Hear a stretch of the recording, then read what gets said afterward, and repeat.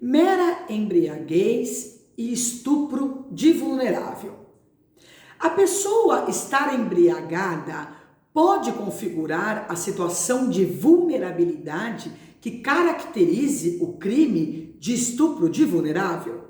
Essa é uma situação bem complicada e os tribunais estão fixando os seus entendimentos.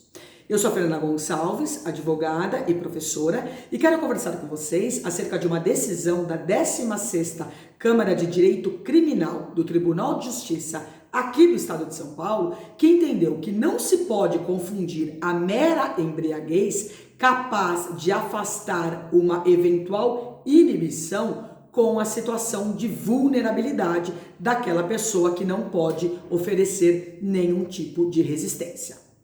Antes de comentarmos essa decisão, como de costume, vamos localizar em nosso ordenamento jurídico onde está previsto o crime de estupro de vulnerável.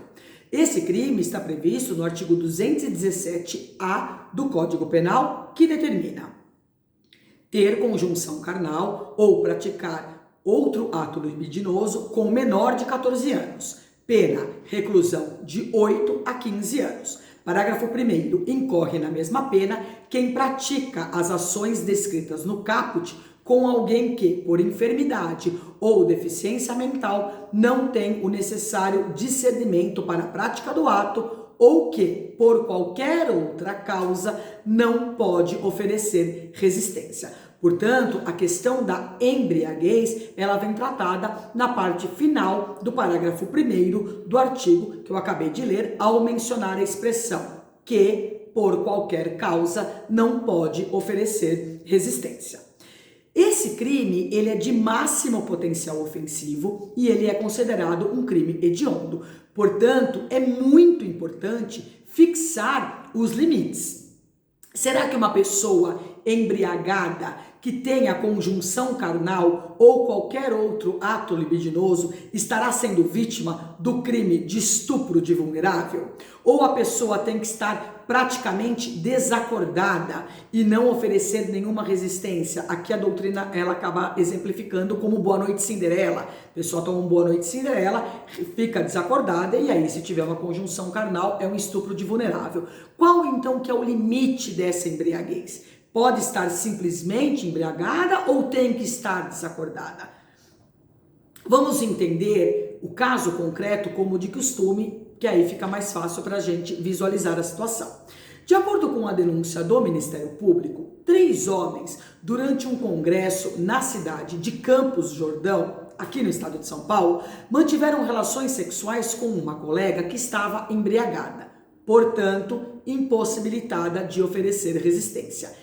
Desde o início, estes homens negaram a acusação e disseram que o ato sexual praticado foi de forma consensual. Os homens ainda esclareceram que ninguém estava embriagado, porque como estavam em um congresso, no dia seguinte eles teriam que dar continuidade aos trabalhos. Segundo a versão oferecida pelos réus, todos ingeriram apenas uma lata de cerveja cada. Em primeiro grau, os homens foram condenados a 10 anos de prisão cada um. Inconformados, eles apelaram dessa decisão que foi reformada pelo Tribunal de Justiça aqui do Estado de São Paulo. No entendimento do relator desembargador Guilherme de Souza Nucci, houve dúvidas sobre a real situação de vulnerabilidade desta vítima. Segundo ele, não se pode confundir um estado de embriaguez com uma situação de vulnerabilidade daquele que de fato não pode oferecer nenhum tipo de resistência.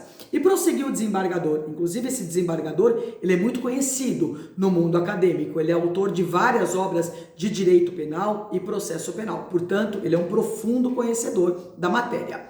Abre aspas. O consumo de álcool, no mais das vezes, é relevante fator para retirar o sentimento de vergonha e embaraço, permitindo que o indivíduo pratique atos que, absolutamente sóbrio, não os faria.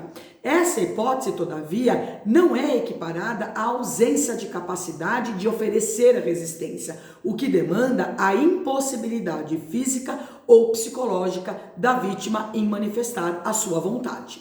Embora a palavra da vítima ela assuma grandes proporções nos crimes sexuais, ela deve ser corroborada com as demais provas do processo. E no entendimento do desembargador, abre aspas novamente, assim, considerando as peculiaridades do caso concreto, entendo haver dúvida em favor dos réus, sendo a absolvição medida de justiça. Ante exposto, pelo meu voto, dou provimento ao apelo defensivo para absolver os réus com fundamento no artigo 386, inciso 6º do Código de Processo Penal. É, sem dúvida alguma, uma decisão bastante interessante. Quem quiser conferir, basta acessar os autos número 0002014-46.2013.